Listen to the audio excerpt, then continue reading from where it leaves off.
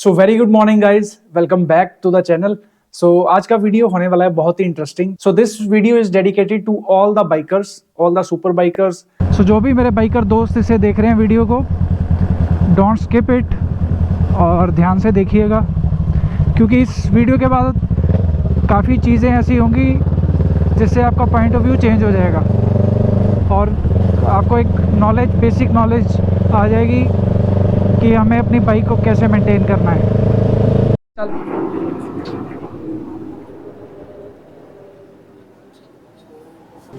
और side by side मैं बात कर रहा था दिल्ली कावासाकी और स्लिप स्ट्रीम पुणे से, to know the exact oil quantity. So very good morning guys, welcome back to the channel. So आज का वीडियो होने वाला है बहुत ही इंटरेस्टिंग। क्योंकि आज हम कराने जा रहे हैं अपनी कावासाकी निंजा 650 का कुछ काम। So this video is dedicated to all the bikers, all the super bikers. So जो भी परफॉर्मेंस बाइक्स चला रहे हैं, KTM 390 से लेके अप टू सुपर बाइक्स, कोई भी बाइक हो। सो इस वीडियो में मैं बताने वाला हूँ आपको सो क्या ऐसी चीज़ें हैं जो कि नॉर्मल सर्विस में एजेंसी वाले भी कवर नहीं कर पाते और हमारा भी ध्यान नहीं जाता, बट वो चीज़ें बाई टाइम काफ़ी ज़्यादा डिफरेंस क्रिएट करती हैं। 1 या 2 साल के बाद आप उन चीज़ों पे अगर ध्यान नहीं देंगे तो आपकी बाइक का चलाने का एक्सपीरियंस डे और नाइट का डिफरेंस आ जाएगा उसमें। So I am owning the super bike from last 5 years, so I have a quite experience and I am doing my R&D back to back कि क्या क्या चीज़ें ऐसी होती हैं, और with in the touch of professionals मैंने वो नॉलेज गेन की है कि क्या क्या ऐसी चीज़ें होती हैं जिनकी वजह से ब्रेक डाउन होते हैं या कुछ भी ऐसा होता है जो अनएक्सपेक्टेड होता है, जिसकी वजह से सभी कहते हैं कि सुपर बाइक्स का खर्चा बहुत ज़्यादा होता है। एक्चुअली अगर हम इन छोटी छोटी चीज़ों पे ध्यान दें तो कभी भी कोई मेजर आपको नुकसान नहीं होगा, कोई भी मेजर खर्चा नहीं आएगा जो कि अनएक्सपेक्टेड होगा। सो इस वीडियो में मैं आपको गाइड करने वाला हूँ कुछ ऐसी चीज़ों पे जो कि हर 2 साल या 3 साल में, अगर आपकी बाइक काफ़ी कम चलती है, 5000 6000 चलती है साल की, तो आप 3 साल में भी वो चीज़ें देख सकते हैं। अदरवाइज जिनकी अच्छी बाइक चलती है 10 to 12,000, तो वो हर 2 साल में इन चीज़ों पे ध्यान दें। सो ये वीडियो थोड़ा लंबा होने वाला है। पहले मैं आपको प्रोसेस दिखाऊंगा। आज हम कराने जा रहे हैं फ्रंट फोक रीबिल्ड और ब्रेक ब्लीडिंग। सो मेरे लिए भी ये फर्स्ट टाइम एक्सपीरियंस है। मैं कावासाकी निंजा का फर्स्ट रीबिल्ड, सस्पेंशन रीबिल्ड खुद करने जा रहा हूँ, मतलब लोकल मैकेनिक के पास। देखते रहिए वीडियो को, और लास्ट में आपको एक प्रॉपर, अगर आप सुपर बाइक चला रहे हो या कोई भी परफॉर्मेंस बाइक चला रहे हो KTM 390 से लेके अप टू सुपर बाइक तक, तो आपको पता लग जाएगा कि क्या क्या चीज़ें मेरे को लुकआउट करने की ज़रूरत है, क्या क्या चीज़ों से क्या क्या डिफरेंस आता है, और आप लॉन्ग टर्म में अपनी बाइक को कैसे हेल्दी रख सकते हैं, रिलायबल आपकी चीज़ रहेगी सिर्फ इन छोटी छोटी चीज़ों से। और उससे पहले मैंने जो सामान मंगाया था मोटो अशर से, तो मैं था नहीं यहाँ पे, मैं गया हुआ था श्रीनगर। उसके क्लिप्स मैं डालता हूँ इसके बाद।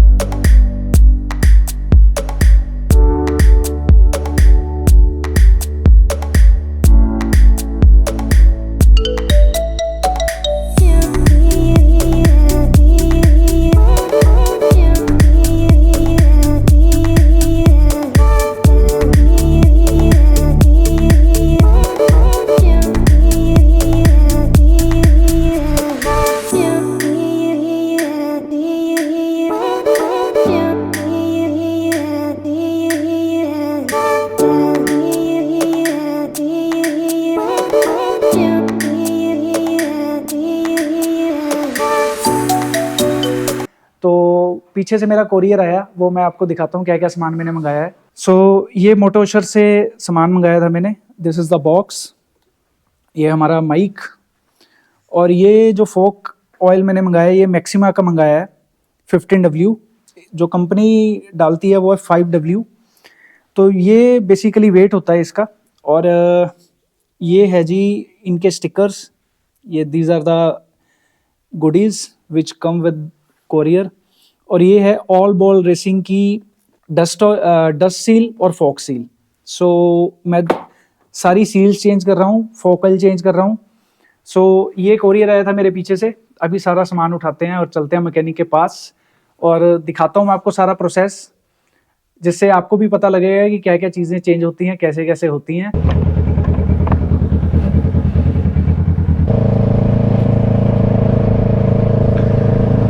सबसे ज़्यादा खुशी एक बाइकर को तभी होती है जब उस काफ़ी दिन के बाद बाइक चलाता है अपनी। So right now it's that kind of moment.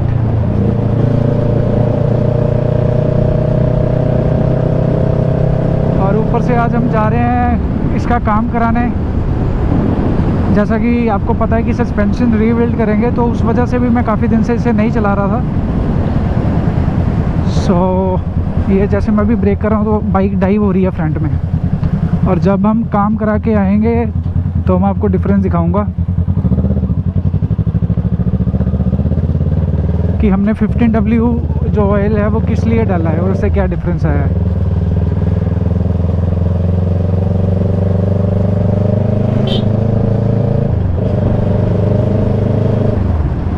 So don't take it lightly.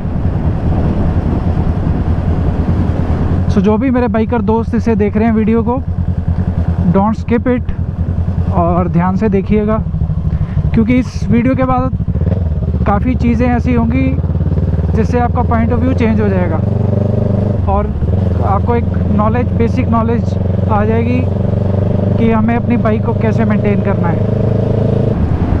जो नए व्यूअर्स हैं, पहली बार देख रहे हैं इस वीडियो पे, this is Kawasaki ER6N 2017 model, और इसमें लगा है SC project full system titanium and carbon fibre. The headers are titanium and जो एंड कैन है वो कार्बन फाइबर है, और DB किलर है जो वो मैं लगाता ही नहीं बिकॉज इट्स 2 सिलेंडर। इतनी आवाज़ तो चलती है। एक्चुअली हमारे को जाना है PPF कराने चंडीगढ़। इस बाइक के लिए हमने बुकिंग करा रखी है, पैकेज ले रखा है, बट मैं श्रीनगर गया हुआ था और काफ़ी सारे काम थे और कुछ शूट भी पेंडिंग थे, तो वो सारी चीज़ें करते करते, और इसका सामान आना था, ऑर्डर करना था, फिर वहाँ से लेट आया वो, नहीं तो मैंने श्रीनगर जाने से पहले ये काम डन करके जाना था। वो दिवाली वीकेंड की बात है जब मैंने सामान ऑर्डर किया, तो दिवाली की वजह से फिर 4-5 दिन डिले हुआ, फिर दोबारा अलग कोरियर से उन्होंने भेजा मोटोशर ने।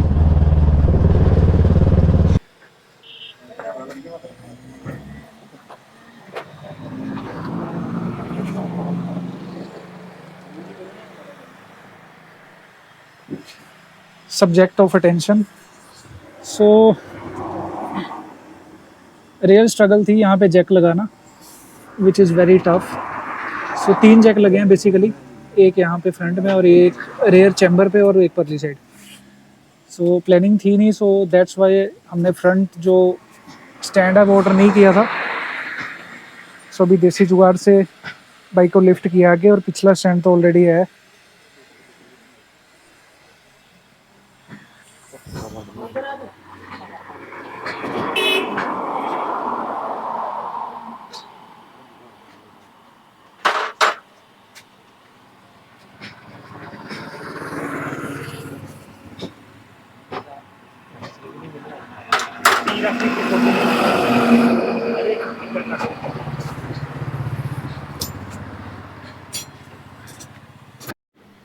So here is the boss man.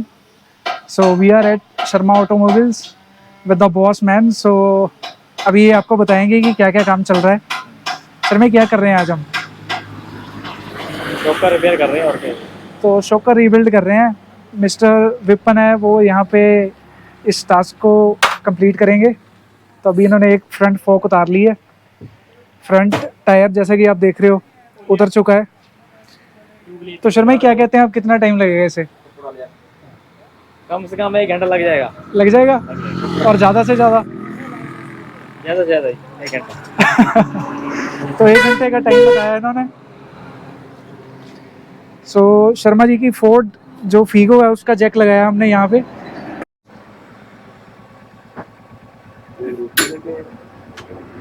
पुट्ठे पासे में तो नहीं खुलना कभी?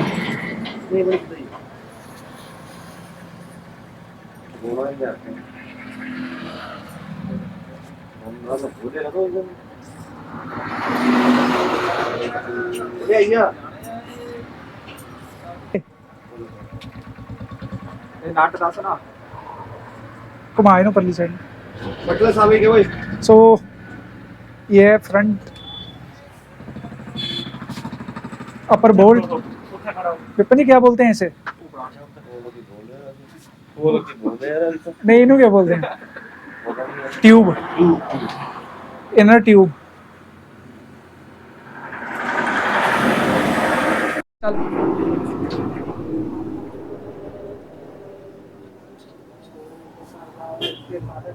क्या कंडीशन है ऑयल की?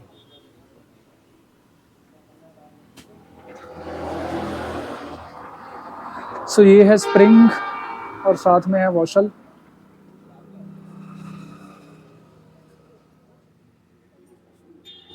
ये तो सेम ही होना जगाड़, बाकी से भी इतना निकलदा है ना।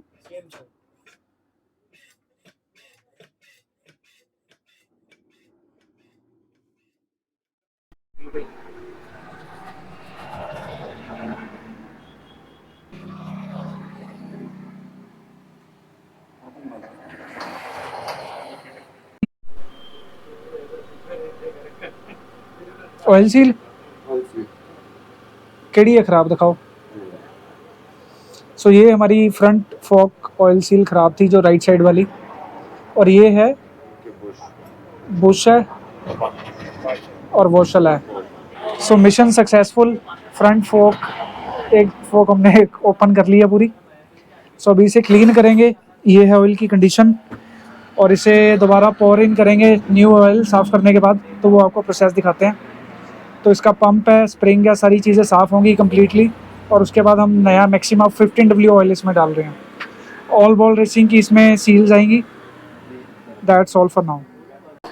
सो फ्रंट फोक डिसअसेंबल कर ली है। अब डीजल गया लड़का लेने, वो हमें याद भूल गया था मंगाने के लिए। सो इन द मेन टाइम हम सेकंड फोक को ओपन कर रहे हैं, और वो जा रहा है सामने गोलगप्पे वाला। ठीक गल है। और ये सेकंड फोक हमारी आ गई बाहर, दिखाया एक minute. So this is Kyaba forks. So there are 2 or 3 renowned brands in suspension. So the top of the line is Öhlins, and then KYB, Kyaba, and Showa on the second rank. So इसे ये tube होती है इसके अंदर, यहाँ पे क्या pump है ना। So ये है बेसिकली पंप फोक का, तो यहाँ पे होता ही है। तो इसे खोलने के लिए, ये दूसरा तो खुल गया, ये नहीं खुल रहा था, ये गर्म होगा अभी। तो अभी ये देसी जुगाड़ बनाया है इसके लिए, इसे बेल्ट करा के लेके आए हैं। सो अभी देखते हैं, लेट्स ट्राई। सो फाइनली जुगाड़ हमारा काम कर गया, खुल गया ये, और अभी निकाल रहे हैं सील बाहर, और उसके बाद क्लीन करेंगे।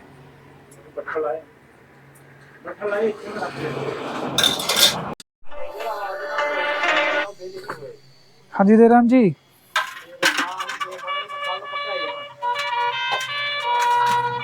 अच्छा अच्छा। So front outer tubes wash हो गई हैं। ये स्प्रिंग्स, पंप और इनर ट्यूब, ये डीजल के साथ हम क्लीन कर रहे हैं जितने भी इसके पार्ट्स हैं। और साइड बाय साइड मैं बात कर रहा था दिल्ली कावासाकी और स्लिप स्ट्रीम पुणे से, to know the exact oil quantity. 484 ml is the exact oil capacity of one fork.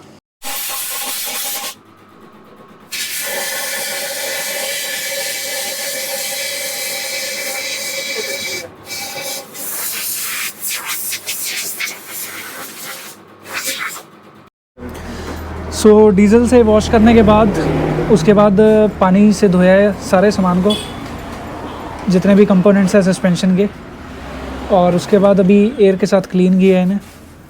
सो ये आ गई हमारी आउटर ट्यूब्स, और ये आ गए इनर स्प्रिंग्स, और ये इनर ट्यूब सॉरी, और ये हैं कैप्स, अपर कैप्स, और ये नीचे स्पेसर है, और ये नीचे पंप का स्प्रिंग है। ये वॉशल्स हैं, 2 अपर की और 2 लोअर, और ये सील्स के लिए ये बुशिंग है इसकी, और ये पंप है। सो नॉर्मल जो फोक्स आती हैं अप एंड डाउन के अलावा, उनमें सेम यही मैकेनिज़्म होता है 90% में। सो अभी 484 ml हमने ऑयल डालना है। सो वो देखते हैं कि कैसे मेज़र करेंगे हम, वो टास्क है एक हमारे लिए। सो इन द मेन टाइम मैंने बात की, जैसा कि आपको पहले भी बताया। सो 484 ml ऑयल कैसे डालना है वो अब टास्क है, देखते हैं। और ये कपड़े से अगर मेक श्योर कर रहे हैं कि कोई भी थोड़ा बहुत पानी ना आ रहा हो इसमें, क्योंकि अगर ऑयल में पानी मिक्स होगा तो वो ऑयल ख़राब करेगा। तो ऊपर ना मूवी का स्प्रिंग का दो डबल है ना, एक थल्ले एक ऊपर। सो बुश और दूजी क्या होंगी मैटर ਦੇ ਨਾਲ वाशल। सो बुश और वॉशल फिक्स हो गई, अभी ये ऑयल सेल जा रही है।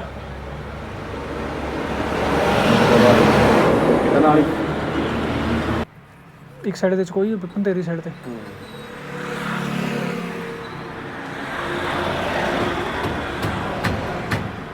ट्यूब ਤਾਂ ਨਹੀਂ ਉੱਪਰ ਆਣੀ ਕਿਤੇ।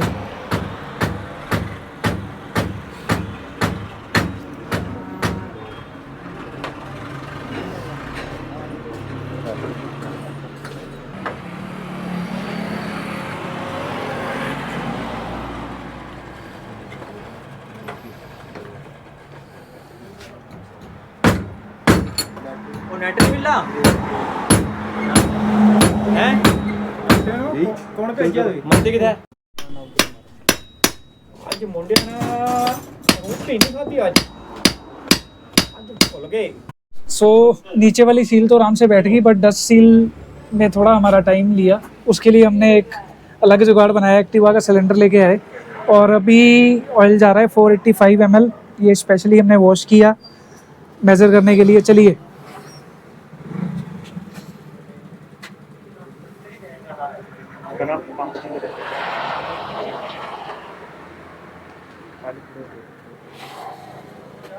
ये 400 ml पाओ, फिर ही लगना पता।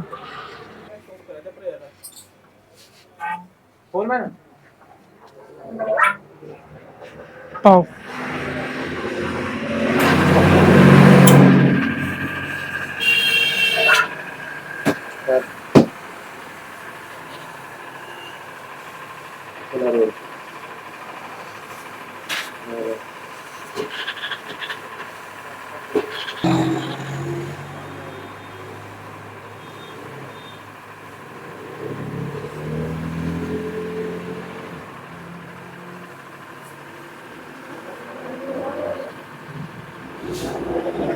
बस बस बस बस पंप मत, क्योंकि बंद होया तो फिर बाहर भी आ जाना ना, फिर मुड़ के चक्कर से पे रहेंगे।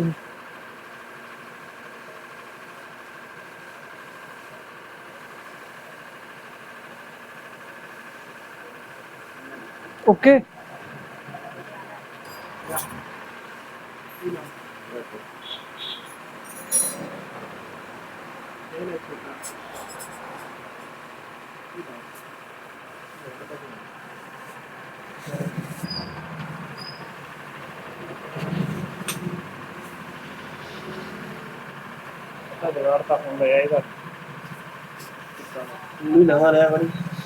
नवा ही चाहिए टूल।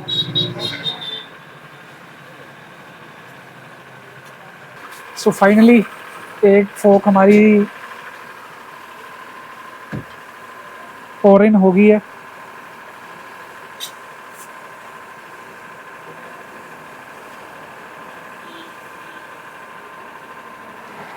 सो इसे रखते हैं अभी और दूसरे को करते हैं फिल।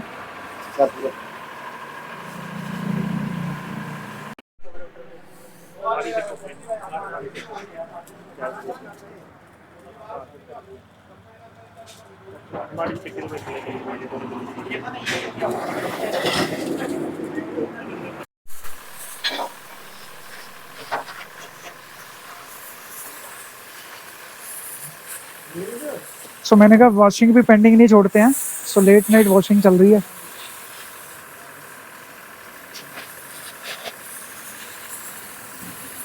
अभी ठंड है तो है, बट अभी फिर भी टॉलरेबल है।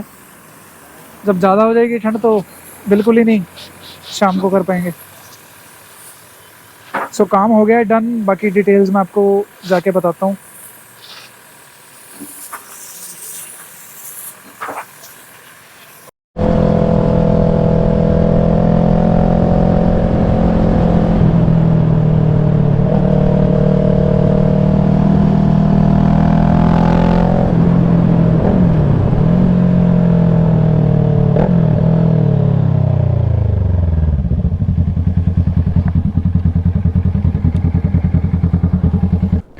मेरा बुट्टू है, ये बुट्टू है, मेरा बुट्टू कामा बुट्टू है, अच्छा बच्चा है।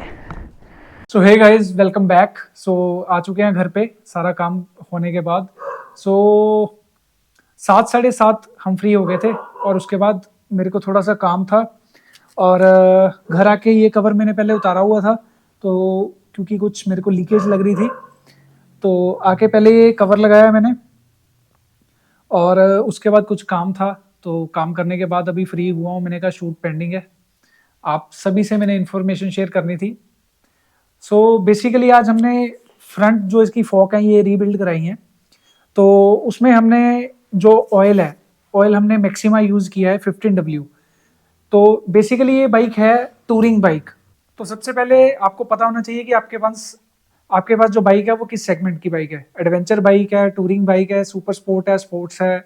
सो होता क्या है कि कंपनी जिस कैटेगरी की बाइक होती है उस हिसाब से उसमें जो फोक है उस हिसाब से सेटअप होता है, और जो इसमें फोक ऑयल होता है वो हमारे कंफर्ट के हिसाब से कंपनी देती है। कि जैसे टूरिंग सेगमेंट की बाइक है Ninja 650, this is not a super sport. जो ZX6 आ रहा है वो सुपर स्पोर्ट है, ये निंजा 650 है, ये बेसिकली टूरिंग बाइक है। तो कंपनी ने जो इसमें ऑयल दिया है, फ्रंट फोक जो इसके फ्रंट शोकर है उसमें जो ऑयल है वो आता है 5W। तो अगर नॉर्मली आप बाइक चला रहे हो तो कोई खास आपको ज़रूरत महसूस नहीं होगी, बट अगर आप थोड़ा रेड लाइन ज़्यादा करते हो बाइक को या थोड़ा फास्ट चलाते हो बाइक को, और अगर आपको थोड़ी एग्रेसिव राइडिंग पसंद है तो आप फील करोगे कि जब आप फ्रंट ब्रेकिंग यूज़ करते हो सो उस टाइम क्या होता है कि बाइक डाइव करती है, जो नोज है बाइक का वो डाइव करता है फ्रंट की तरफ ज़्यादा, और फिर जब हम थ्रोटल देते हैं तो फिर बाइक आगे से उठती है। सो उसमें क्या होता है कि जो ऑन एंड ऑफ वो ट्रांजिशंस होती हैं, एक बार हम थ्रोटल दे रहे हैं फिर ब्रेक कर रहे हैं फिर थ्रोटल दे रहे हैं, तो वो उसमें क्या है कि जो स्टेबिलिटी है बाइक की वो स्टेबल नहीं हो पाती। एक बार वो लिफ्ट कर रही है फिर वो डाउन जा रही है फिर वो लिफ्ट कर रही है। तो स्पोर्ट्स बाइक्स में क्या होता है कि उनकी जो सस्पेंशन है, स्प्रिंग्स हैं, ऑयल है, वो सारी चीज़ें उस हिसाब से कंपनी कैलिब्रेट करती है ताकि वो स्टेबल होके चले, और they are meant to be ridden on good road और tracks. So these are meant to be ridden on roads only. So road में आपको अचानक से स्पीड ब्रेकर भी आ सकता है, पोर्ट होल्स आएंगे, सारी चीज़ें आएंगी, तो कंपनी इसका सस्पेंशन थोड़ा सॉफ्ट रखती है। तो मेरे को महसूस हो रहा था कि यार मेरे को अपग्रेड करना है बेटर ऑयल पे, क्योंकि अगर आपको सस्पेंशन अपना बेटर करना है, अगर आपकी एग्रेसिव राइडिंग है, तो सबसे पहला जो पॉइंट होता है वो होता है कि आप कम से कम खर्चे में मैक्सिमम आउटपुट ले पाओ। वो सिर्फ पॉसिबल है ऑयल के साथ। और उसके बाद आप डैम्पिंग एडजस्टर आ सकते हैं इसके ऊपर, ये जो कैप्स होते हैं इसके, तो यहाँ पे एडजस्टर आते हैं, उससे आप टाइट कर सकते हो। सेकंड इन्वेस्टमेंट वो होगी सेकंड स्टेप में। और फिर भी आप अगर सेटिस्फाइड नहीं हो परफॉर्मेंस से तो उसके बाद आपको फुल किट खरीदनी पड़ेगी। तो आउटर जो आपको पार्ट दिख रहा है सस्पेंशन का ये ऐसे ही रहेगा, बीच का स्प्रिंग सारी चीज़ें चेंज होंगी। तो 26,000 से वो स्टार्ट है। KYB के आई थिंक सस्पेंशन 26,000 की किट है, उसके बाद ओलिंस की 36,000 की है। तो वो आप अपने यूज़ के हिसाब से, अगर आपने ट्रैक राइडिंग करनी है, जो भी राइडिंग करनी है, उस हिसाब से आप चूज़ कर सकते हो। बट कल एक वैल्यू फॉर मनी जो आपका फर्स्ट स्टेप है वो है ऑयल। सो मैं डालने को मोटूल भी डाल सकता था, बट जो मैक्सिमा ऑयल और मोटूल है उसमें जब मैंने कंपैरिजन देखा अपनी R&D की, तो मैंने उसमें देखा कि जो विस्कोसिटी होती है ऑयल, किसी भी ऑयल की विस्कोसिटी, इसकी और मोटूल की विस्कोसिटी में काफ़ी ज़मीन आसमान का फ़र्क है। तो इसकी जो क्वालिटी है वो काफ़ी ज़्यादा बेटर है मोटूल को कंपैरिजन। तो मैंने सारी रिसर्च करने के बाद ये सारी चीज़ें मोटो अशर से ऑर्डर की, जिसमें कि 3 चीज़ें आई हैं। एक तो ये डस्ट सील है, ये ऑयल सील होगी, और ये उसके बाद डस्ट सील्स होगी, और ये एक ऑयल हो गया। सो ये 3 चीज़ें बेसिकली मैंने ऑर्डर की। I am very impressed right now with the upgrade of 15W oil. So बाकी मैं चंडीगढ़ जा रहा हूँ this weekend, hopefully by Friday मैं चंडीगढ़ निकलूँगा। सो चंडीगढ़ मतलब 150 किलोमीटर का रन है, तो उस 150 किलोमीटर में अच्छा रोड भी है, ख़राब भी है, मतलब हर वेराइटी का रोड है। तो मेरे को एक अच्छा फीडबैक मिल जाएगा जब मैं चंडीगढ़ पहुंचूंगा। चंडीगढ़ पहुंचने के बाद मैं एक बार आपको प्रॉपर इसका फीडबैक दूंगा कि मेरे को 10W पे जाना चाहिए था, क्योंकि बेसिकली मैं 5W पे था। 5W जो फोक ऑयल था, तो मेरे लिए अगला स्टेप था 10W, बट मैंने अपनी जो रिसर्च की, जो मेरी नीड थी उस हिसाब से मैंने चूज़ किया 15W। उसके बाद हमने क्या किया, ये मोटुल का डॉट 3 एंड 4 ब्रेक फ्लूइड है। ये जब मैंने ब्रेक लाइंस डाली थी उस टाइम का मेरे पास है। तो मैं क्या करता हूँ कि रेगुलर एवरी 6 मंथ और 8 मंथ मैं इसकी ब्रेक ब्लीडिंग करता हूँ, दोनों फ्रंट एंड रियर। उससे क्या है कि जो आपकी ब्रेक बाइट है, तो आपकी ब्रेक फेड नहीं होती। और क्योंकि जब हाई स्पीड पे आप चलते हो, ब्रेकिंग करते हो, मतलब आप लंबे रन पे जा रहे हो, तो हीट अप होता है जो इसका ऑयल होता है। तो उससे क्या है कि वो धीरे धीरे पतला होना शुरू हो जाता है। तो आपको प्रॉपर बाइट मिले, प्रॉपर फीडबैक मिले ब्रेक से, तो उसके लिए सबसे पहले मैं आपको रिकमेंड करूंगा कि आप अगर बाइक आपकी कम चलती है तो साल में एक बार, अदरवाइज बहुत ज़्यादा चलाते हो तो साल में 2 बार आप कर सकते हो इजीली। आप घर पे भी कर सकते हो, कोई बड़ी चीज़ नहीं है। यहाँ पे एक स्क्रू होता है, इसको आप थोड़ा लूज़ करोगे, यहाँ पाइप लगा सकते हो ताकि ऑयल कहीं लगे ना। और उसके बाद इस कैप को ओपन कर लो, धीरे धीरे ऑयल आता जाएगा, वैसे वैसे ऊपर से डालते जाओ ताकि जो भी ऑयल इस ब्रेक लाइंस में है वो सारा निकल जाए। और उसके बाद उसको टाइट कर दो, ऐसा ही दोनों साइड। और उसके बाद इसका देखो आप कि कहाँ ये फिलअप होता है, तो उतना ऑयल इसमें डाल के आप इसे ब्लीड कर सकते हो, फ्रंट एंड रियर दोनों को। उसके बाद वॉशिंग कराई हमने, suspension, then brakes, then washing, और उसके बाद आके कवर लगाया। Now we are good to go. आज इस वीडियो में कुछ चीज़ें ऐसी हैं जो कि as a biker, as a super bike owner, 12 साल की उम्र से मैं बाइक चला रहा हूँ।